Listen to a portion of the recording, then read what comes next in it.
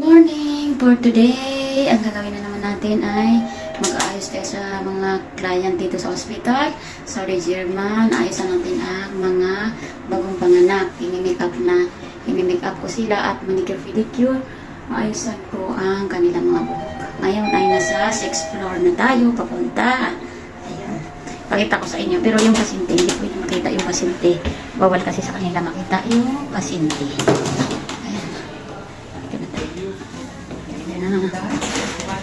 Ang pasyente ko ngayon ay dito sa hospital ay 6. Ngayon araw ay 6. So pupuntahan natin. Samahan niyo ako. Dito na.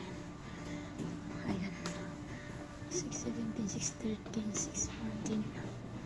Ayan, ipakita ko sa inyo. Pero hindi bawal makita yung bawal makita yung pasyente dito. Saglit lang. Nandito na yung niya.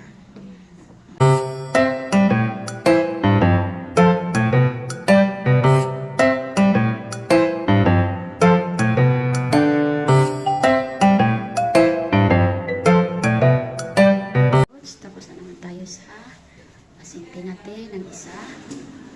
Mapunta na naman tayo sa another pasyente. Nako, hi! Mapunta na naman tayo sa number 5. Nandun yung pasyente na naman natin. 3 yung pasyente natin doon na make-upan ko at manicure pedicure sa 5th floor. Ma'am, pwede na ako pumunta sa pasyente? Ha? Ako yung beautification. Ito, papunta na naman tayo sa isang pasyente. 5:70. Nandito yung pasyente natin. Nandito na siya.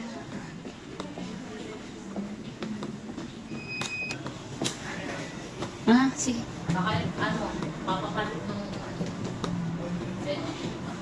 Papunta na tayo sa 3rd floor dahil bukas pa magpagawa yung ibang pasyente. NPIN pa sila.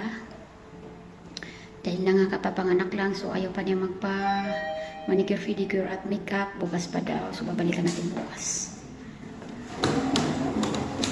Kita niyo yan yung bag ko. Ayan yung bag ko. Pumunta na tayo sa 3rd floor. Kasi yung isa, maliligo pa lang. Magbabathroom pa lang, kaya mamaya pa natin babalikan. So unahin muna natin dito sa baba. Pag hindi sila magpagawa ngayon, ay bukas, babalikan natin sila. Kailang bukas marami na tayo. Pasyente na naman ulit. Balikan na naman natin ang pasyente natin kasi hindi pa siya nagpagawa kanina. Dahil pupunta muna siya sa bathroom. So ngayon, pupuntahan natin siya ulit. Nag-break time muna tayo at pupunta na tayo sa kanya ulit para matapos na natin for today. Punta na tayo sa client today. Tapusin ko na yung isa. Oo, yan lang magpagawa. Bukas tambak na ako talaga. Yan lang, yung iba hindi ka makakagawa. Hindi, lahat ko pinuntahan ayaw nila. Kasi kakapasok lang ata sa room. Sabi nung yung 3, sabi niya, pwede ba bukas? Kasi maano pa daw siya. NPIN pa daw siya.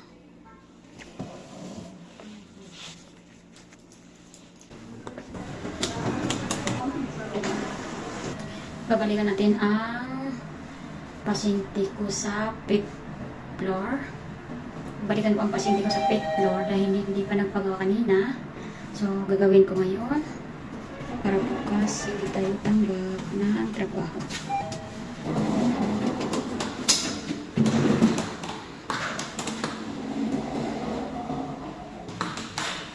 Ayan. Ito na, papunta na ako dito sa room.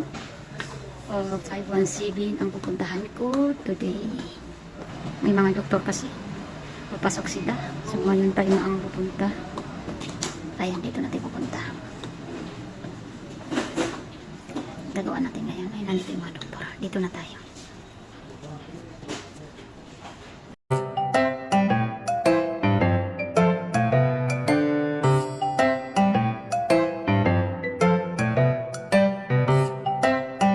Sobrang init dito sa kwarto. Hindi sila nag-aircon. As in, napakainit. Tapos na tayo dito. So, today ay uuwi na tayo dahil tapos na ang ating pasyente. Aking pasyente, 2 na lang ang ginawa ko sa 5 pasyente. So, ngayon ay uuwi na tayo. Bukas babalikan natin yung 3.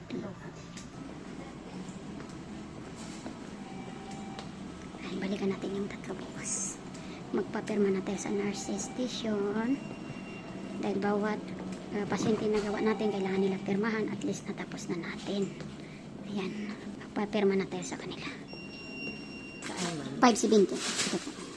So, yung 2 nag-cancel. Bukas na lang. Balikan ko na lang. Thank you. Pauwi na tayo. Tapos na. Kaya mo? Sungit nito. Mukhang pagod yung mga tao dito. Ayan ba?